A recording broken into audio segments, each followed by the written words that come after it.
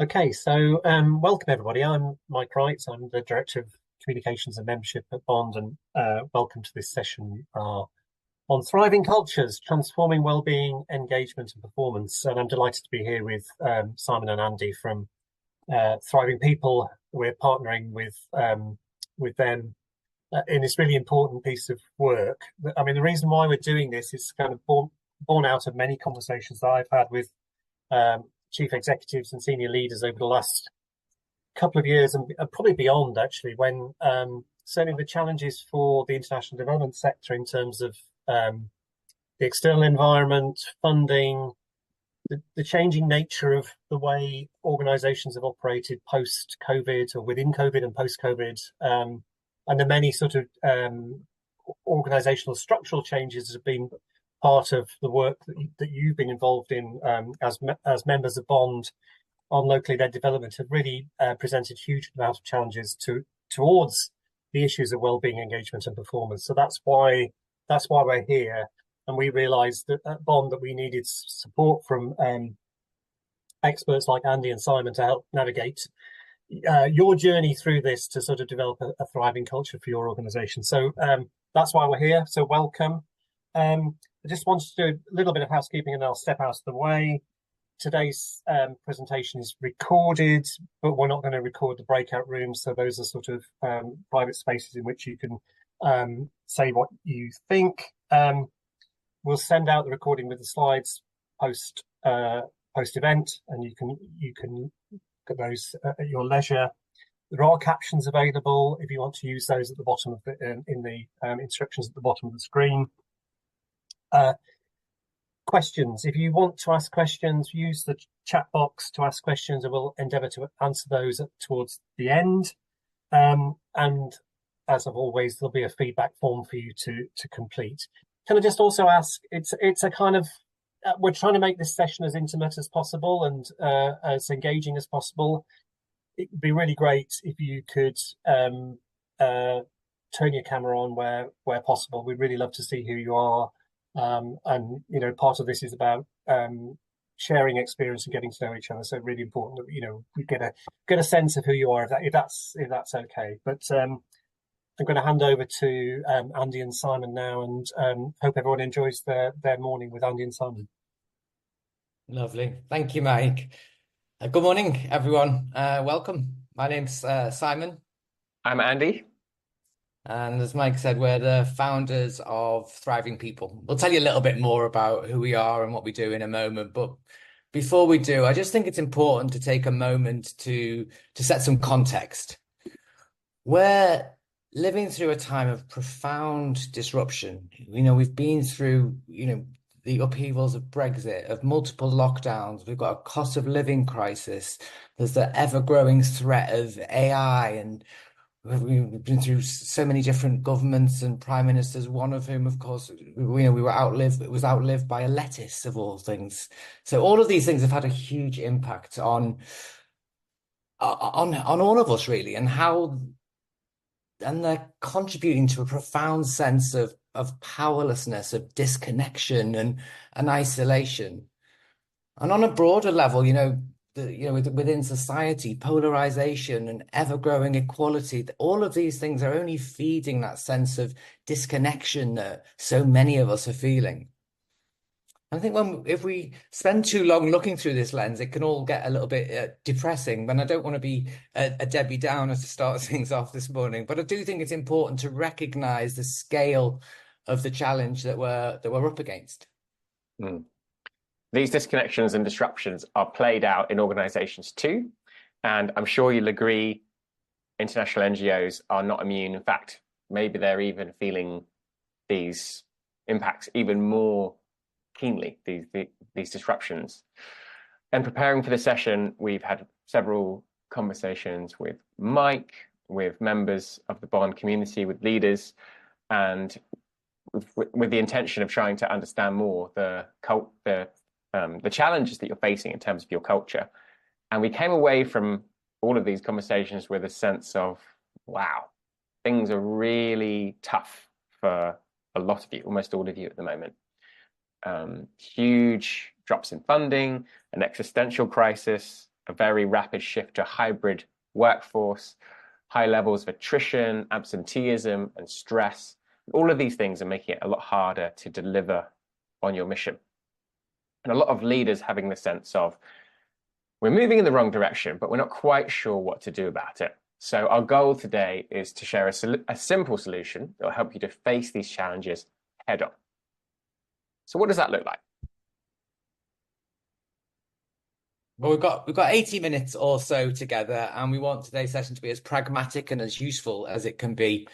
So we're going to kick off just by kind of landing ourselves in where you're at, you know. So we're going to explore the challenges you're facing, the impact that they're having, and then we're going to share the secret to creating sustainable, successful cultures.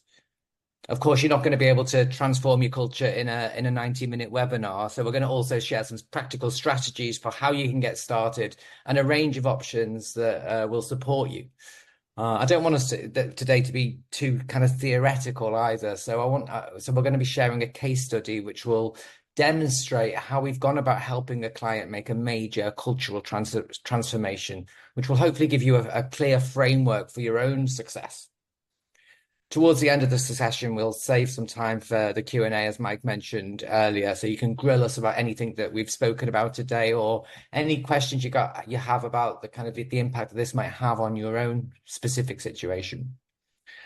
I know you're probably hungry for solutions, so we'll wrap up with our top 3 tips for how you can go about affecting change today. So before we do that, though, just a little bit about who we are.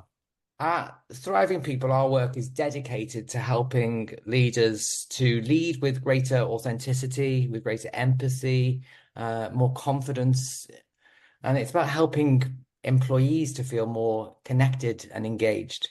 Andy and I were brought together through our shared passion for the impact that taking a more human-centric approach can have on organizational culture. And together we've got about 30 years of experience helping organizations like the ones that you can see here create cultures really that have 3 main things in common. We're interested in creating greater well-being. So, for example, at Deloitte Digital, we help them to reduce workplace stress levels by over 30%. We drive engagement. So we helped a global division of Credit Suisse boost their engagement levels by over 57%. And it's about improved performance. At DHL Express, our work was credited with being at the heart of turning a €2 billion loss to a 1.2 billion profit. So I guess why am I telling you all of this? I guess it's because this stuff works. And so that's what we want to share with you today, some practical ideas for how you can start to integrate more of this approach into what you do. We'd like to kick things off by just giving you a chance to meet each other and to share some of your challenges. So it's an opportunity for you to explore commonalities, to get to know each other a little bit better. So in a moment, I'm going to be breaking you into into different breakout groups of about four people or so in each. And I want you to focus on the key challenges that are holding you back and the impact that these challenges are having. It might be low engagement, it might be employee retention, it might be an overly demanding workload, constant change, whatever you feel is holding you back most right now, and what impact that's having on the organization and the people in it. So I'm going to break you into your breakout groups and give you about 8 minutes or so to share your experiences. And when you get into your group, just take a moment to do a quick introduction, give your name, your organization, and then take it in turns to share your challenge and of course that impact piece. Andy and I will pop into the rooms to have a little eavesdrop, if you don't mind. Please don't let us derail or disturb your conversations. Any questions before we break out?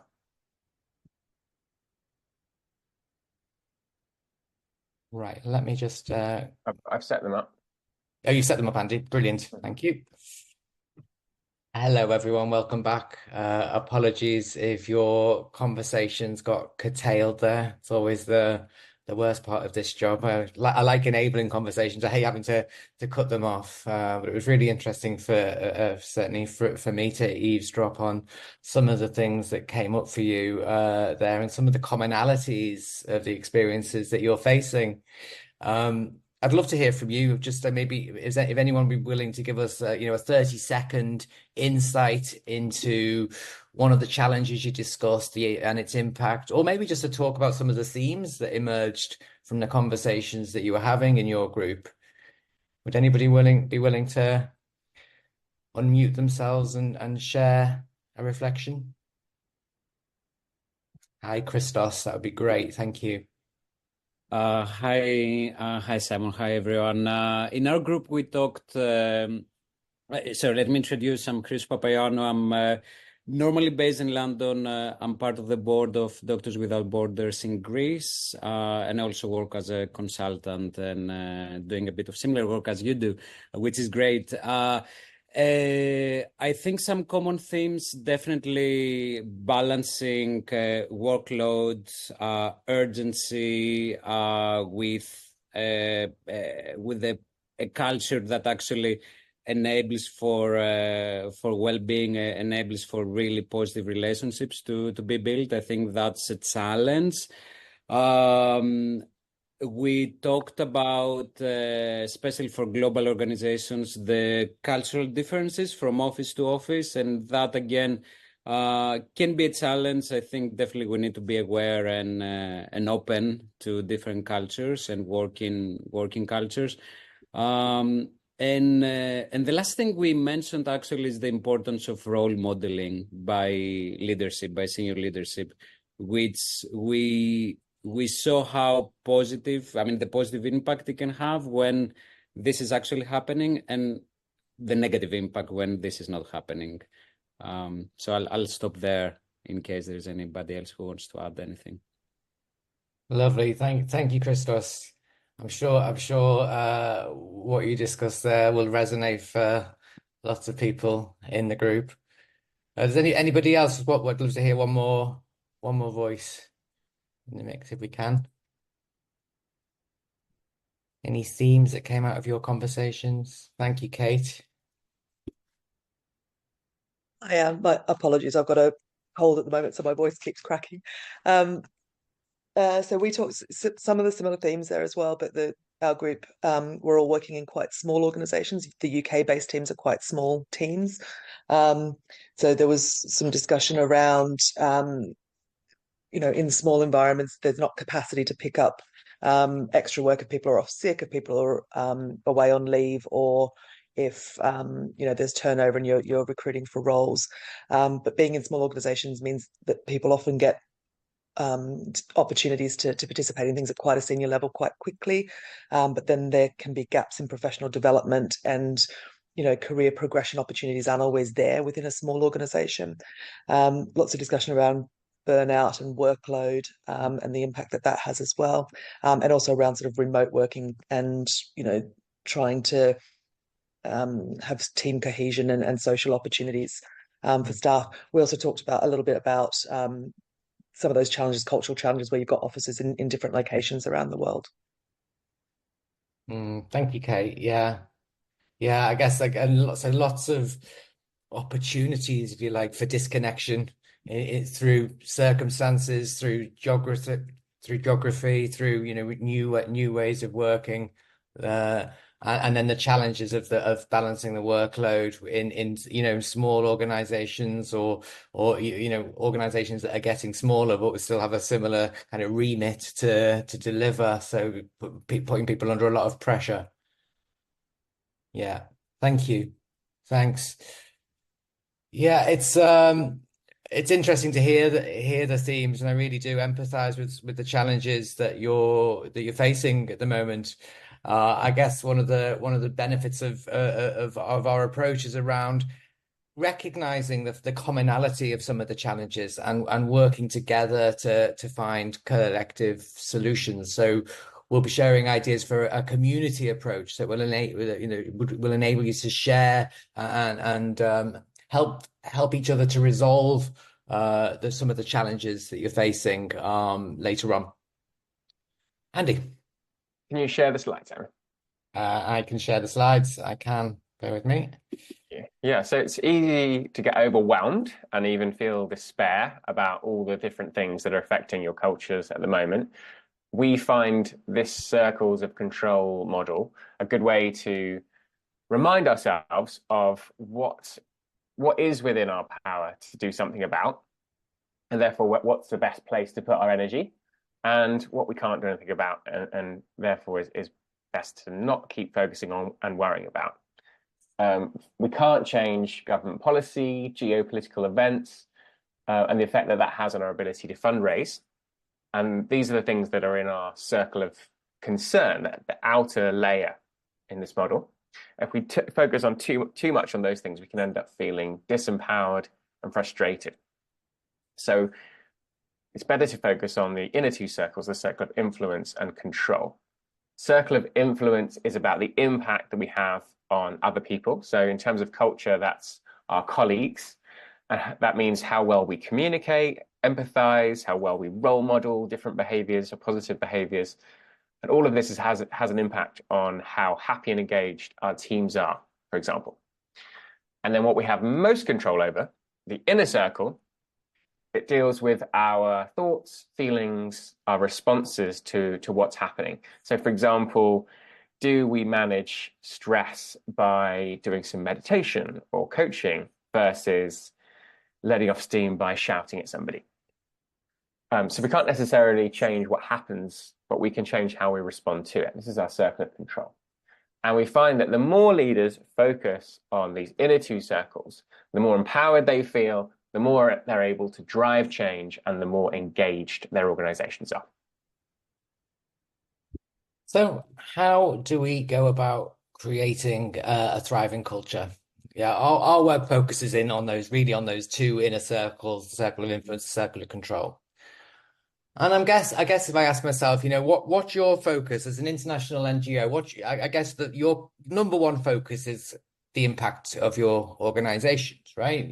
So are more young people being educated? Are more women and girls getting access to birth control? Is more aid being delivered to where it's needed most? But being so focused on that external mission, on your output, can mean that we overlook our inner condition as individuals and as organizations. And if our inner condition isn't great, if we're feeling burnt out or demoralized, if our relationships are fractured and we're not communicating well, that's going to determine the success of whatever we're trying to deliver.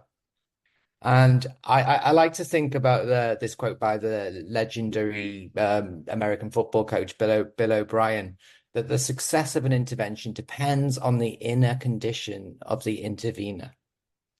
And so when we talk about creating a thriving culture, we're talking about strengthening that inner condition, your insides, if you will.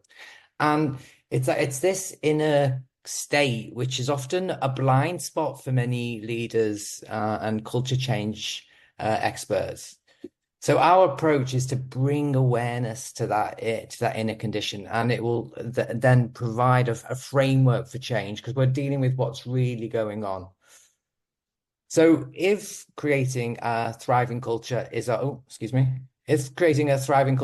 goal, the top of the ladder, what are the steps that we need to take to get there? Well, of course, culture is created by the quality of our relationships. How well are people connecting up, down, across the organization? And what strengthens relationships is the amount of trust that flows between them. And one of the foundation stones of trust is the amount of empathy that we're able to exhibit. How able are we to see things from another person's perspective, even if it's very different to our own? And our ability to empathize is also connected to our self-awareness as individuals. This is your awareness of your own interior condition. What's going on for you? What do you care about? What's important to you? What motivates you? And our awareness of that is in direct correlation to our ability to sense that in other people. So we need to be able to develop these two qualities in tandem, but in a way they can be seen as the same quality. It's about presence, ultimately.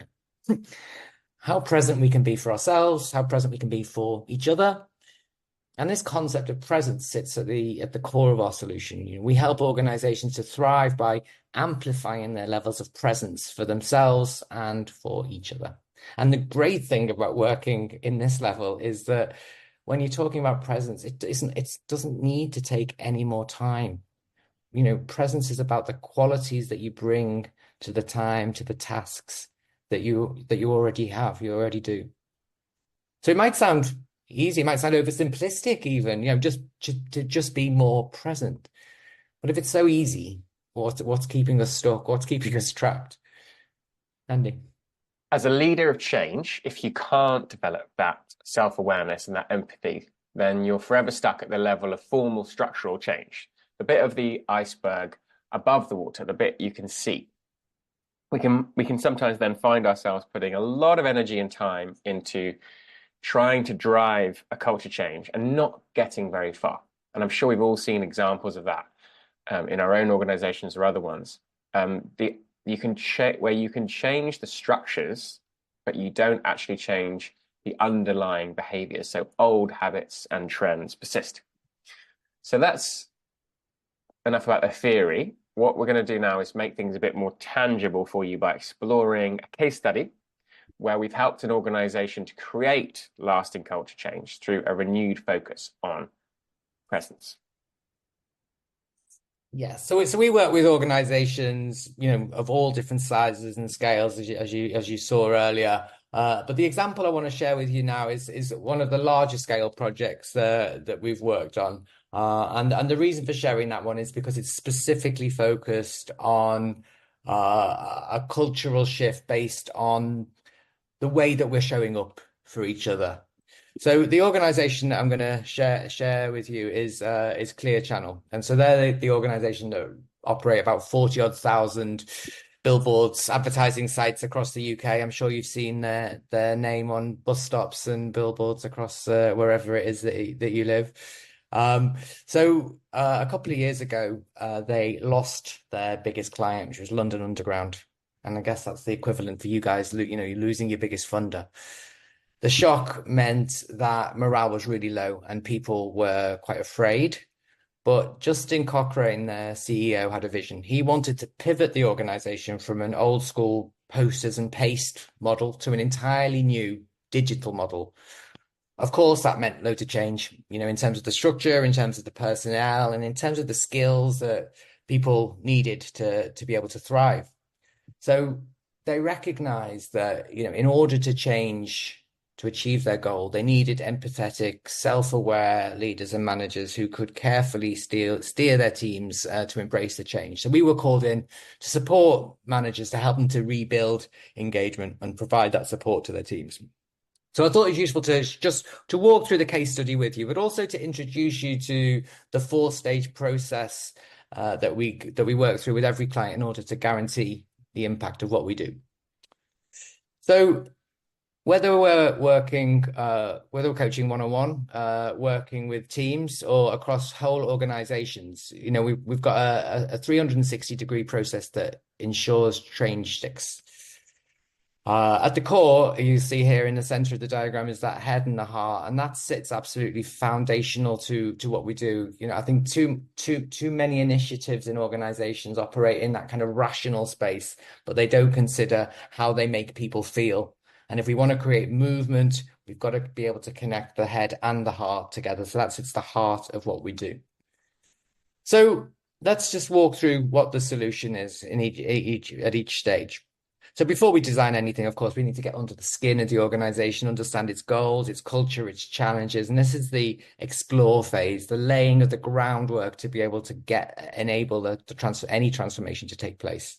So we used workshops, surveys, interviews to explore the cultural challenges they were having and how people were feeling about them. There'd been a series of redundancies in this instance, so people were feeling quite anxious and insecure.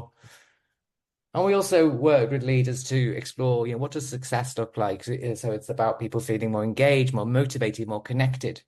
And what are the key behaviors and competencies that are going to help them to succeed. So how to go about creating psychological safety, for example, empathic listening, helping people towards that kind of comfort with uncertainty.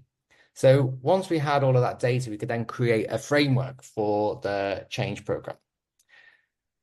The next stage is engage, and any program of change is only effective if people are bought into it, right? So we ran workshops with the C-suite and with key influencers to ensure that they were fully bought in and they were aligned.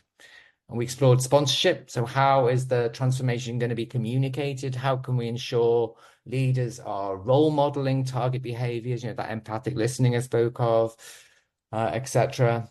And so once leaders are lined up, once we have the right framing in place, the right communications in place, that's when we can move to the third stage, the equip, which is about developing the skills and the mindsets for us to be able to perform at our best, to be able to transform our approach.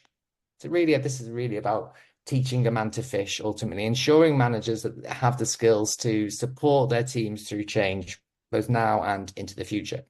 So with Clear Channel, we developed a series of mindfulness-based practical workshops that would help managers to develop the deeper emotional intelligence and resilience to be able to support colleagues and themselves and each other through the day-to-day challenges of the change process.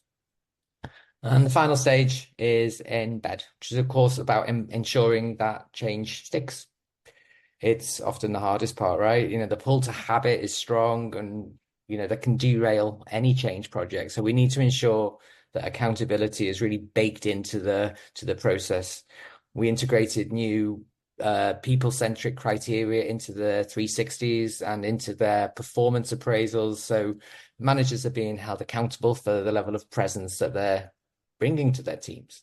And it's also about keeping those new approaches front of mind. So we use a series of nudges, as email prompts, follow-up webinars, on-the-job challenges that were shared in weekly meetings to remind managers and everyone involved to keep putting the learning into practice.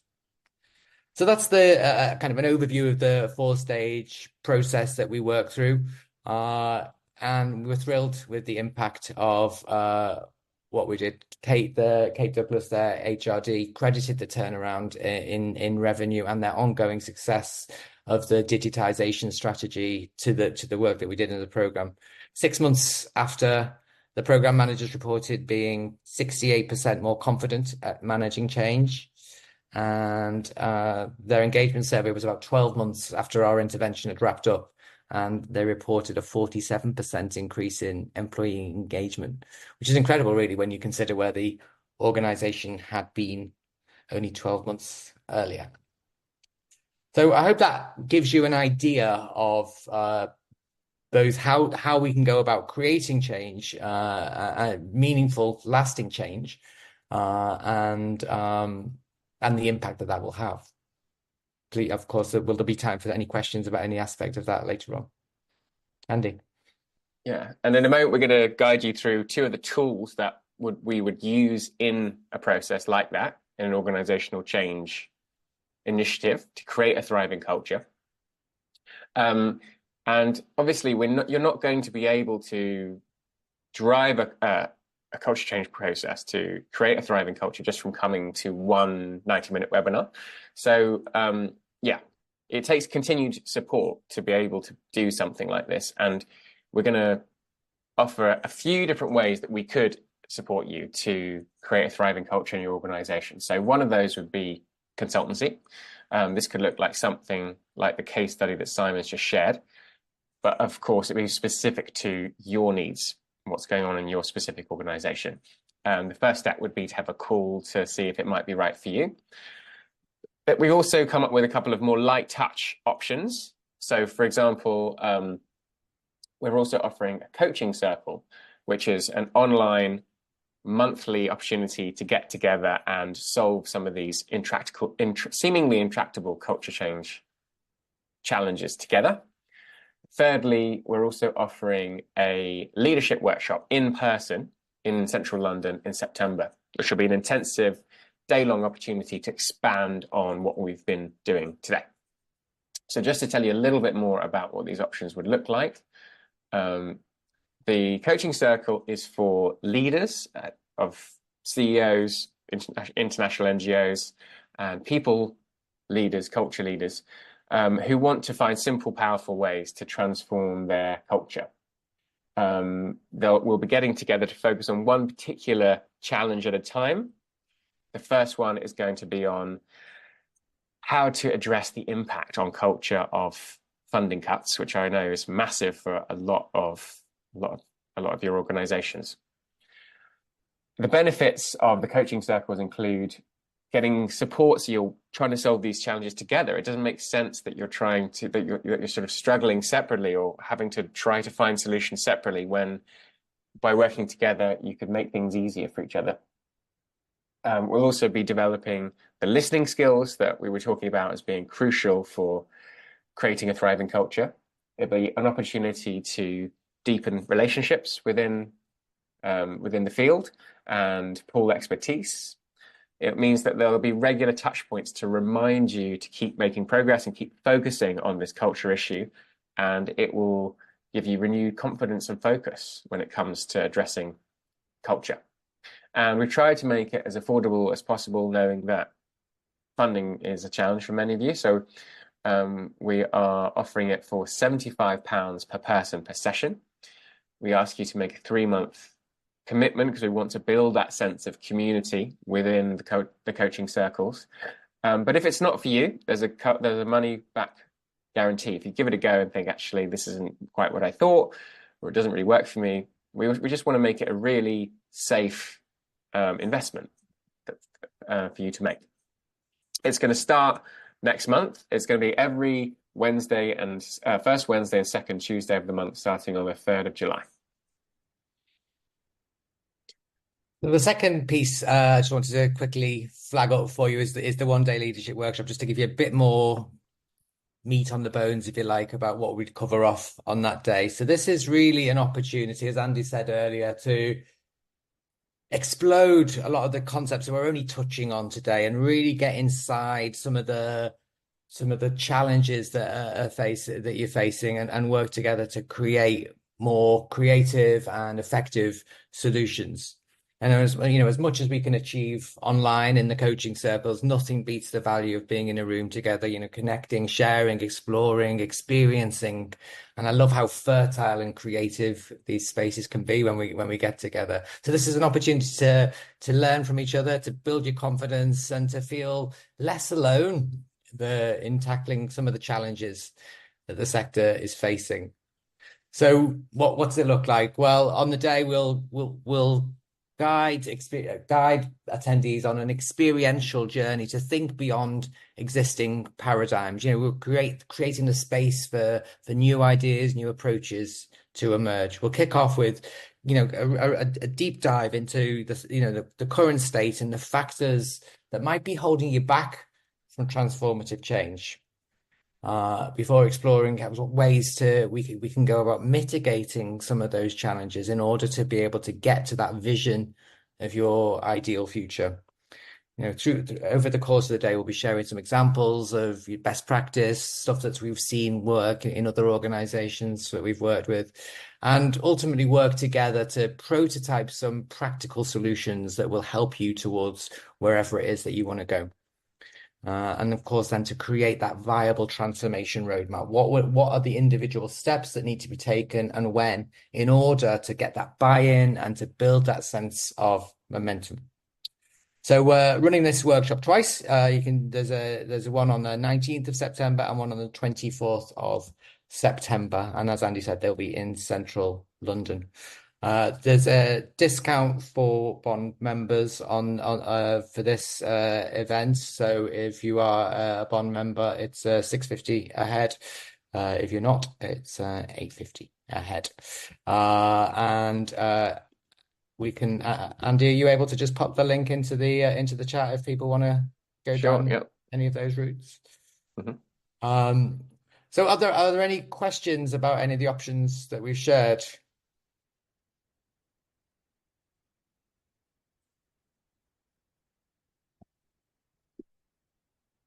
Let's see, Andy's popped the link into the chat for you, so that'll give you a little bit more background on those events.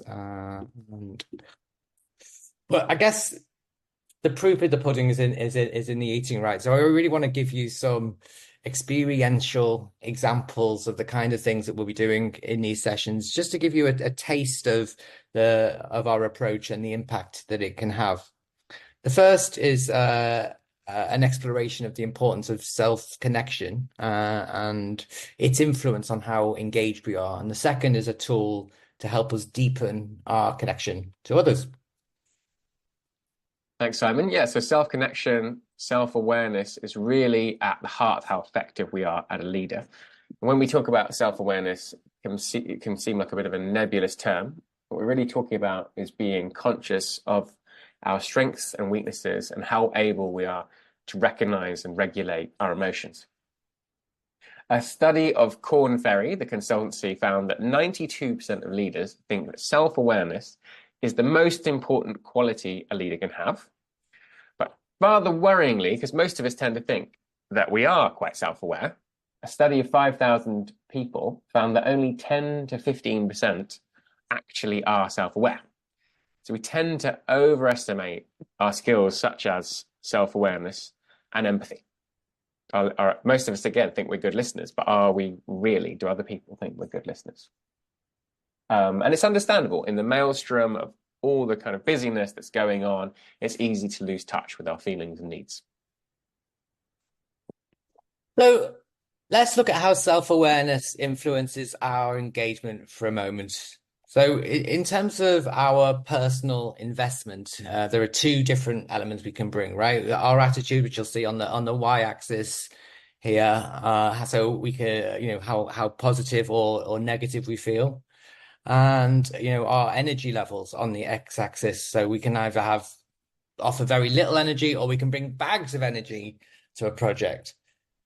And so the levels of our attitude and our energy levels are going to manifest different behaviors, right? So let's just explore what those are in the context of a culture change program.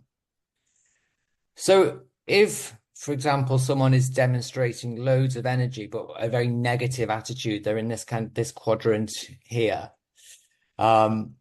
You might be hearing things like improved culture. What a joke. Let me tell you what it's really like around here. These are the people who are going to try and sabotage any change, and they'll be quite effective in using their energy in quite a destructive way. So we call this cynic behavior. I'm sure you've come across these people over the course of your career. Imagine someone is demonstrating a positive attitude, but quite low energy. We'll be hearing things like, I think this culture change program is a good idea. Good luck with it. So they'll say the right things, but they'll be happy to sit in the stands and watch, but they're not really willing to get on the pitch and play. So we call this the spectator behavior. And if someone is demonstrating a negative attitude and low energy, the sort of things you're likely to hear are, well, there's no point in me saying anything, nothing's going to change. These people don't believe that they've got any control, so they'll not contribute, and they'll do the bare minimum to get through the day, most likely. So this is what we refer to as victim behavior. But imagine someone is demonstrating, positive attitude, high energy, the sort of stuff we'll hear about. There must be a solution to this. Well, let's look at it differently. They don't necessarily believe that everything in the garden's rosy, but they'll, if they come across a problem or a challenge, they'll find a way to resolve it, or find someone who can. They take responsibility. So we call this player behavior, right? And the reality is that we all demonstrate these behaviors most days. It's when we get stuck that it can really become a problem. So the question is, what's the impact that my behavior is having on those around me? What's the shadow I'm casting, if you like? And if you are a leader or an influencer of people, you've got a responsibility to move into that player state. It's, if you're feeling any sense of victimhood or cynicism, then it's very, very hard to bring people with you in the right way. So you've got a responsibility to get into that player place, and your goal has got to be to get as many of your people into that player place as possible. And for us, our experience demonstrates that the best way to help people to move to player is by focusing on self-awareness. The more aware that people are of their feelings and their needs, the better they are articulating them and getting their needs met, which of course then feeds that sense of possibility, increases their investment, their engagement. So let's take a moment to reflect on how this might be playing out in our own organizations, the impact that it could be having, and what would happen if we could shift someone into more into the player quadrant. So this is going to be an exercise where I want you to write something down. So either you can open up something on your screen or pen and paper. And I'd ask you to share this either, so what you write down is completely confidential. Yeah, absolutely. So I first like you to write down the name of someone in your organization who you would regard as a cynic, or maybe someone you've worked with previously. So just to remind you, a cynic is someone who seems to you to be negative, disengaged, and also quite influential. So there's the sense of kind of dragging the people around them down with them. So yeah, as Simon said, we're not going to ask you to share this.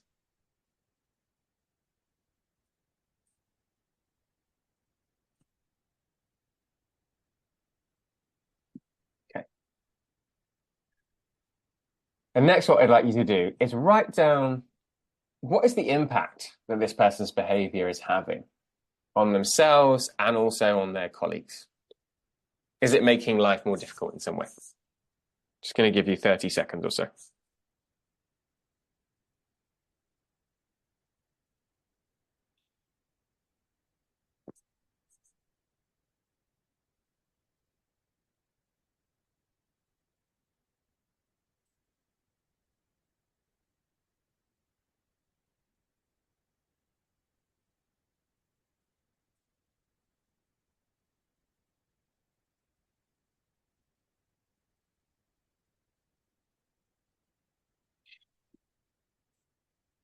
Okay, and next question is, imagine if this person developed much greater levels of self-awareness. They were much more able to see their own behavior, take a step back from it, reflect.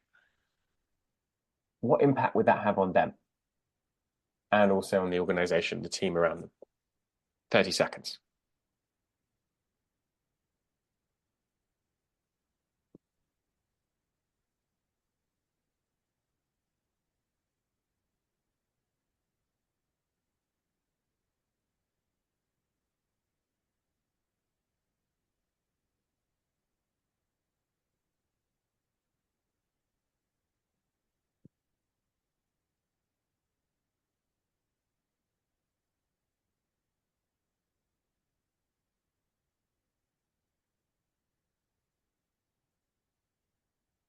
Okay, so either unmuting or on the chat, would anyone be willing to share some reflections from that exercise?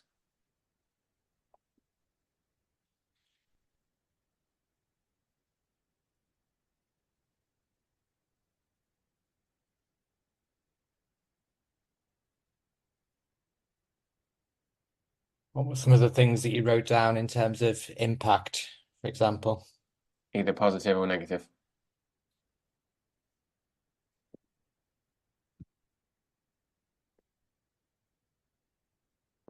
Okay, thanks, Victoria. Really interesting in the final question to notice how this behavior creates a self-perpetuating effect. Absolutely. Rashida, thank you. Lots of negativity, motivation or lack thereof. It's like a weed that kills. Yeah.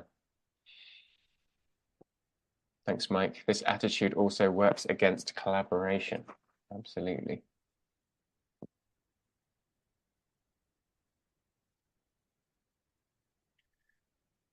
Thanks, Kate. A cynic in a previous organization caused people to avoid being in the office on the same day. Yeah, that's obviously going to have a massive impact. People like to bring the ship down with them. So